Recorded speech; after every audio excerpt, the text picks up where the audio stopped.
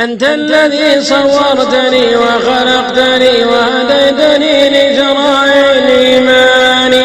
أنت الذي علمتني ورحمتني وجعلت صدري واعي القرآن. أنت الذي أطعمتني وسقيتني من غير كسب يد ولا دكان. وجبرتني وسترتني ونصرتني وغفرتني بالفضل والإحسان. أنت الذي آويتني وحفوتني وهديتني من حيرة الخذلان. وزرعت لي بين القلوب مودة والعطف منك برحمة وحنان.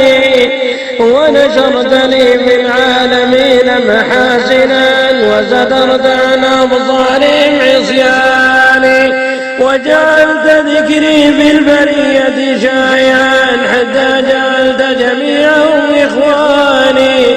فلك المحامد والمدائح كلها بخواطري وجوارحي ولساني. ولقد مننت علي ربي بأنعم ما لي بشكر أقل الناس.